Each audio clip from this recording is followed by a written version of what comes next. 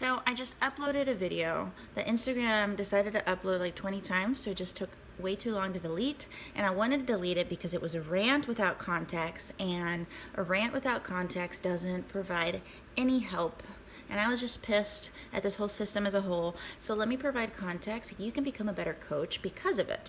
So I talked about persistent pain clients having little room for failure.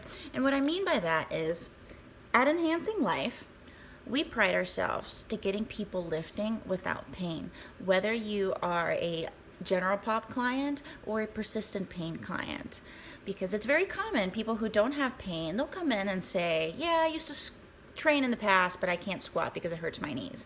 Well, at Enhancing Life, we do a really good job at getting people squatting and deadlifting and doing conditioning and upper body lifts where they don't feel their neck, they don't feel shoulder pain, they don't feel back pain. So we do a really good job at getting lifting feeling good no matter who you are.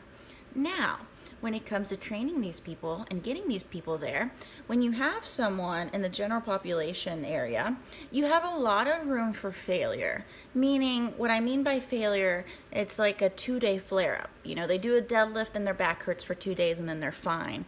Or you introduce a new move like an elevated push-up and their elbow hurts for a day. Or anything like that. Or an exercise itself, when they do it, doesn't feel good. So they do it and they're like, ooh, that pinches, that hurts, so you don't do it again. When you have someone in the general population area where they have a decent relationship with pain, that is okay. And it's really cool to see that, because I just had a guy the other day, or a month ago, he was new and he was doing deadlifts and every other one looked horrible, but he is not a persistent pain client. He's never lifted before. He's never had back pain, and he has a good relationship with pain because he's not scared of it, and he's not scared of lifting. So it was really cool to see him fail. And he told me he had a little bit of back soreness the next day, but I know that that won't be happening all of the time. Or I had another lady who we introduced, and I think it was a press, and she had a little bit of elbow pain the next day, and she told me, she's like, hey, my elbow hurt a little bit, is that okay? How do you feel now? Totally fine. Oh yeah, don't worry about it. Did a new move. So that's room for failure. You have a lot of it with the general population client. With the persistent pain client, you do not. You got little room for failure, which means when I do an exercise with this person, if I try to do a deadlift, or if I try to do a weighted squat, it's because I'm 99% sure that they're going to be able to do this without confidence, and that they're going to be able to do it without a flare-up, and they're going to feel all the right things, meaning they don't feel their pain. Because when you're dealing with a persistent pain client, chances are they might have gravitated towards a clinician that is a fixer. So they might be seeing a clinician that is a fixer. And they have every right to, because as a persistent pain client, they want their pain fixed. So if they find someone who claims to fix them with their hands, it is to no surprise that a lot of these people see fixers, and those could be massage therapists, chiropractors, physical therapists, personal trainers, not so much, because we can't touch, even though I went to massage school, so I can't develop that relationship where someone depends on my hands. Even when I do manual work on a client, because I went to massage school so I could have a license to touch, I make sure I let them know that what I'm doing is going to help them do this on their own. So from the get-go, I let people know that what I'm doing with my hands is nothing that their body can't do on their own. So that's a side note. So back to this. The little room for failure. The reason why you have little room for failure, it is not because these people are fragile and they have a 1-day flare-up and now they're injured. That is not it. These people need the same things. But the reason why you have little room for failure is because if you fail and they go back to a physical therapist and say, hey, my trainer tried to do an exercise with me and now I have a little bit of elbow pain, and they with their hands say, oh, let me fix the damage. What you did in the gym must have hurt you. Hey, let your trainer know that that's bad.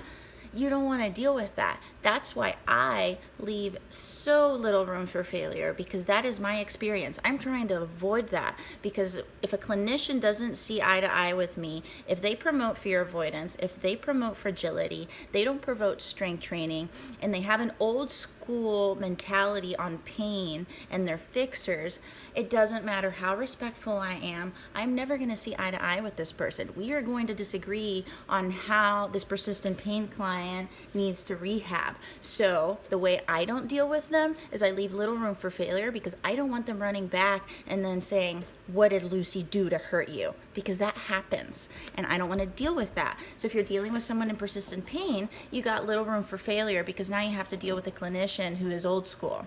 And that's just, it's going to happen. Not everybody has a Bill Hartman next door. So persistent pain clients, little room for failure, because I don't want to deal with a clinician saying, what did you do to hurt my client, when they had a one-day flare-up and then they were fine. Because even though we pride ourselves at getting people lifting without pain, even though they have persistent pain, flare-ups sometimes happen. And I try to de-threaten them as much as I can, but I can't win against a clinician. Because if the clinician says, if you flex your spine, you're going to bulge your disc, and I say, hey, flexing is okay, guess who they're going to believe? So the way I just avoid this problem is little room for failure. So there's a little bit of context. I hope that was a little helpful. So these people are capable of a lot, but I just leave little room for failure, because it is not good for my stress levels to deal with clinicians that promote fragility, fear avoidance, and will never, ever, ever, ever see eye to eye, because there you're dealing with ego on both sides.